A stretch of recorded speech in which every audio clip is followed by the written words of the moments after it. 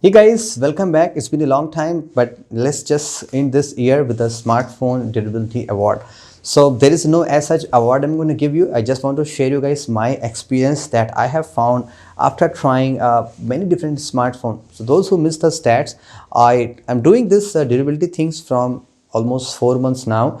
In between that, I have tried 20 plus smartphones. I guess 22 smartphones I have tried, and I have tried all the ranges of the phone, starting from the 5000 rupees Nokia 81 and up to the Galaxy Note 9 of 72,000.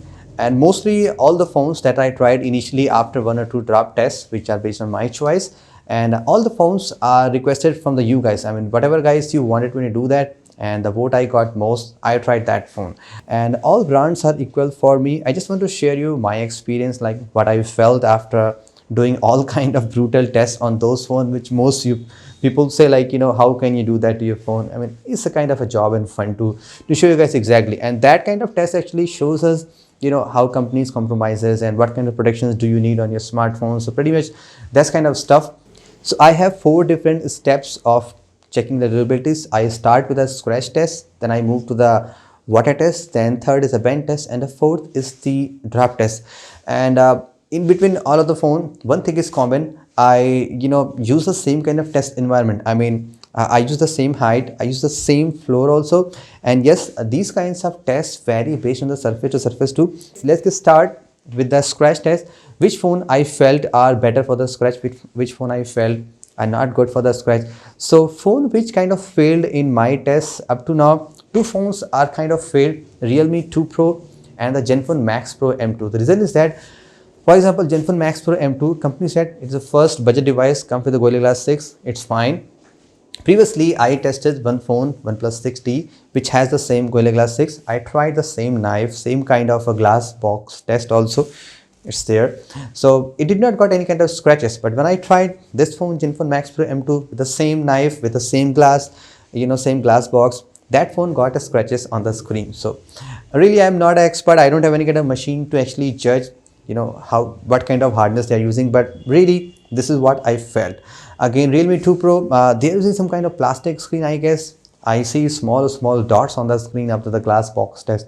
Those two phones kind of fail here. And the phone which are perfectly great on the scratch test are the OnePlus 6T and the Nokia 8.1 Plus. OnePlus 6T and they both have the same glass back design, but the Nokia 8.1 I'm really impressed with, because this phone uses usual metallic frame, but there is a stainless steel stripe, which what makes it different. Usually if you just try to scratch any metal phone, you can see some different color, because when you chip off the part of the aluminum, you see some white metals are coming out. But there's a steel, this white in color. If you just try to scratch it, it will again be white. There won't be any problem. So that's a good design, using a stainless steel border. It feels premium, give you a classic look, and makes your phone more durable and looks beautiful. Other than that, most phones are of the polycarbonate. They give the same kind of feeling. They all pass. Waterproof test. Which phone did fail till now on the waterproof test? I will say, even if there is a no water rating on the phone, there's no claim by the company, I still try to do 1 minute of water test. If there is a waterproofing claim, I try to freeze that device. For example, the Note 9, we freeze for the overnight. Still that phone is working here in the front of you. Okay, so only one phone failed till now was the Samsung Galaxy On 6 or J6. That phone just died on the water. I just dipped it in the 5 seconds. That phone is completely dead. Other than that, all phones did pass, and they all are still working here. They are in front of me. Okay. Now, next, move to the bend test. Which phone failed on the bend test? Sort of. So only one phone I will say is partially failed, is the Honor Play, because maybe I bent that too much accidentally, but I don't recognize exactly how much pressure I applied. I applied the same kind of pressure that I applied that time, and also this time also. So that phone still has with me, but the screen is slightly out, but still perfectly working. No problem so far.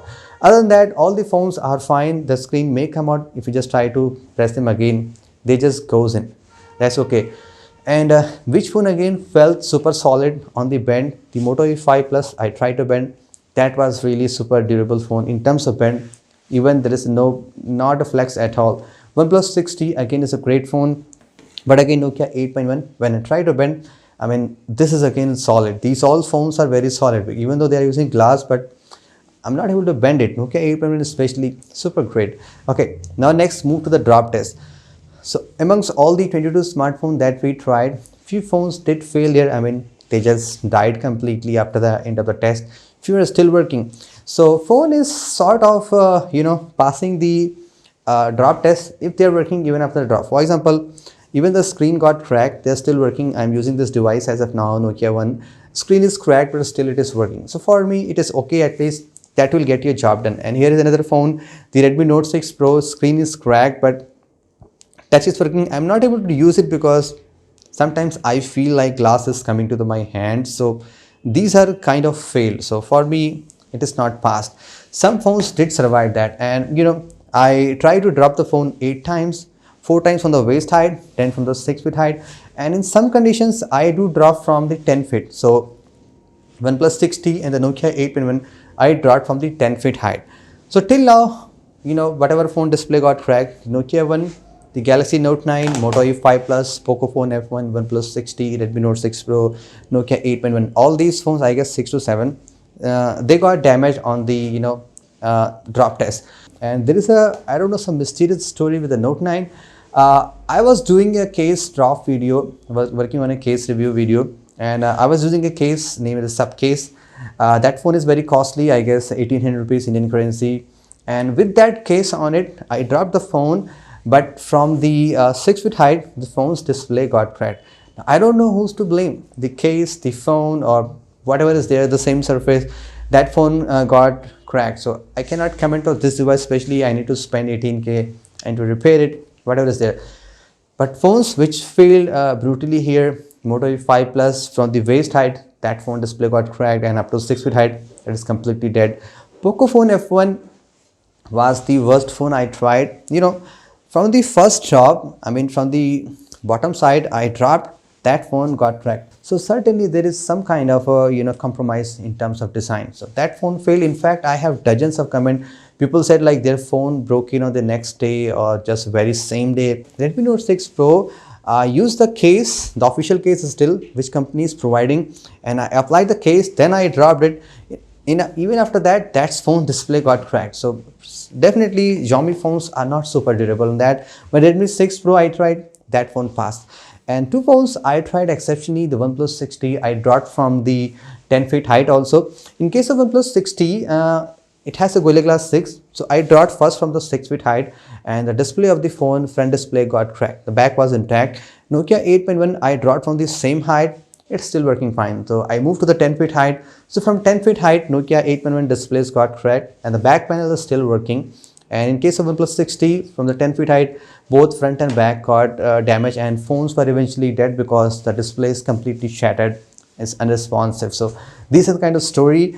So that's my drop test summary. Now, one brand I do want to mention, especially the Honor brand. Till now, I tried 4 Honor brands. Honor Play, I will say it's not failed on the bend test. Maybe I applied a lot of pressure. But in terms of drop, all the phones are perfect. Water tests are perfect. Honor 9, they were using some 12-layer glass, and maybe after drop test on the Honor 8X, they added 15-layer glass. That phone was super solid. There was no scratches at all. I guess it's here, should be here.